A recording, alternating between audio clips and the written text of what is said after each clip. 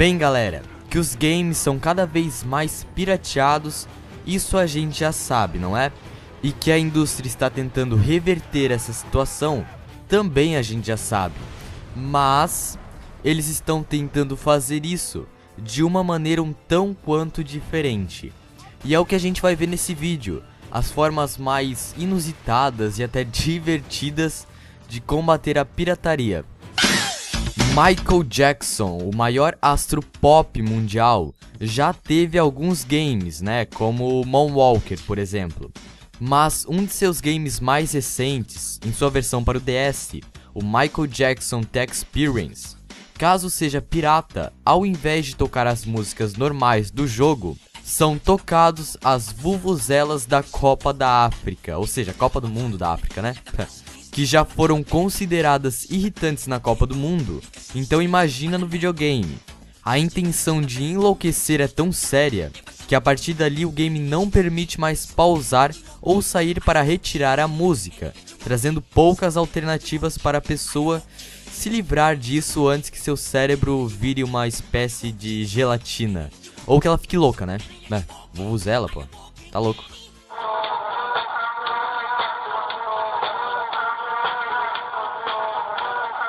Em Batman Arkham Asylum, na sua versão de PC, conta com uma espécie de código especial que de alguma forma detecta se o jogo é pirata ou não.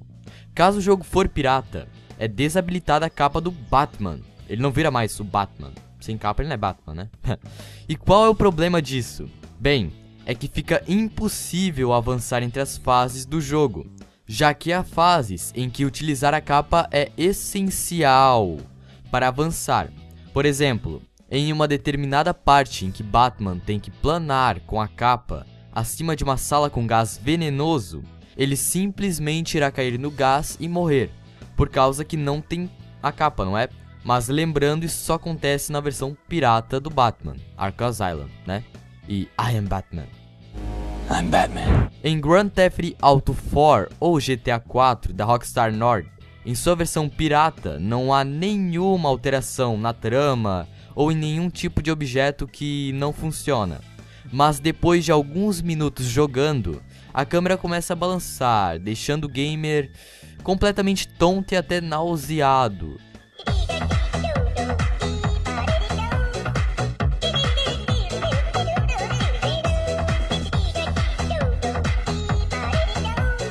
No game Zack McCracken and the Aliens Mad Benders da LucasArts, como muitos jogos, ele vem com Serial Key, que é pedido cada vez que o jogador precisa voar para outra parte do mapa.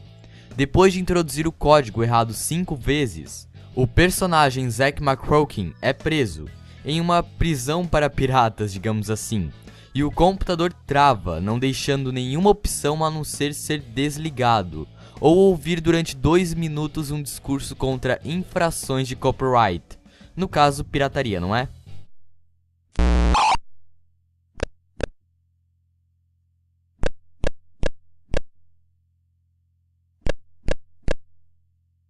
E em seu jogo de terror Alan Wake, a Remedy encontrou uma das formas mais curiosas e até estilosas de lembrar aos piratas de que aquela versão não é a original. Durante toda a trama, Alan Wake utiliza um tapa-olho com o desenho de uma caveira, como bom e qualquer discípulo do Capitão Gancho. O jogador ainda é lembrado durante todas as telas de loading para comprar o software original, dando aquela pressão psicológica. Real funny, Al. Real funny. Ha ha. Thank you. I'll just sit here in the dark till you come back, or else until I get eaten by a Gru. Em um dos jogos da franquia Metal Gear Solid, Snake deve encontrar Meryl, ou Meryl, como vocês preferirem chamar, para ajudá-lo a prosseguir com a missão. Porém, a única pista que o coronel dá para contatá-la via codec é a de que o número da frequência está na parte de trás da embalagem do CD. Assim, as pessoas começaram a se perguntar que CD era esse, procurando em todos os lugares do jogo por algum objeto que pudesse revelar alguma coisa. Qual não foi a surpresa ao descobrir que a frequência estava indicada na parte de trás da capa ou da embalagem do jogo. Em uma das imagens que mostrava um diálogo via codec, entre Snake e Meryl. E ao escolher manualmente essa mesma numeração no jogo, Snake consegue contactar Meryl, e a história continua. Naquela época, as primeiras pessoas que descobriram foram as que jogaram Metal Gear 2 Solid Snake do MSX2, onde Kojima fez algo similar, inserindo um momento no jogo em que os personagens dentro de uma prisão se comunicariam através de sons de murros dentro da cela. As batidas formariam um código que estava presente no manual do game, pronto para ser decifrado. E é bem provável que Hideo Kojima estava mais interessado em brincar com os jogadores do que em combater a pirataria. Mas aqui no nosso país, o Brasil, em que existiam 100 cópias piratas para cada jogo original de PS1 ou PlayStation 1 vendido, foi bem mais difícil descobrir, já que além da barreira da língua, os jogos piratas, quando vinham com a capa, era uma cópia de baixa qualidade, tornando a imagem com um número praticamente ilegível. E ainda com a internet não tão popular e nem tão acessível, as coisas ficavam ainda mais difíceis.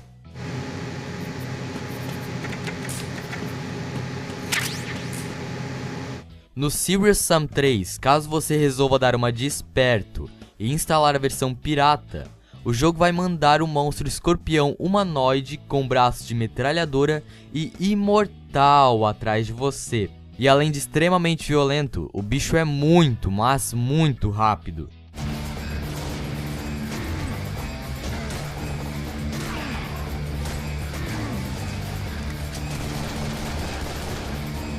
E em Earthbound, se camadas de proteção detectarem qualquer vestígio de alteração ou pirataria, aparece a princípio essa mensagem, assim que o videogame é ligado. A partir daí o game não pode ser jogado, travando nesse aviso. Mas os pirateiros de plantão descobriram uma maneira de driblar essa proteção, tornando-o jogável a partir daí. Ou não, já que o código do game, assim que detecta em um momento posterior que a cópia é pirata, decide se tornar sádico e coloca muito mais inimigos por tela, tornando o jogo extremamente difícil e até frustrante. Assim, além de lidar com as constantes checagens e consequentemente travadas, a dificuldade insana torna o game algo praticamente injogável.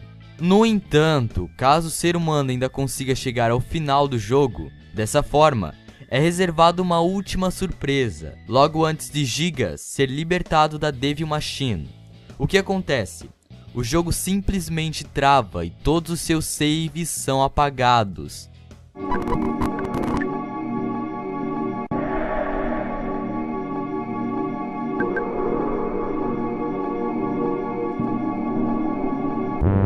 E em Crysis, o primeiro, caso você tenha instalado a versão pirata do jogo, o protagonista irá atirar galinhas. Sim, os desenvolvedores de Crysis reuniram-se e tentaram pensar em uma maneira de colocar algo que atrapalhasse o game de quem instalou a versão pirata em seu computador. Todas as armas atiram galinhas, não importa qual.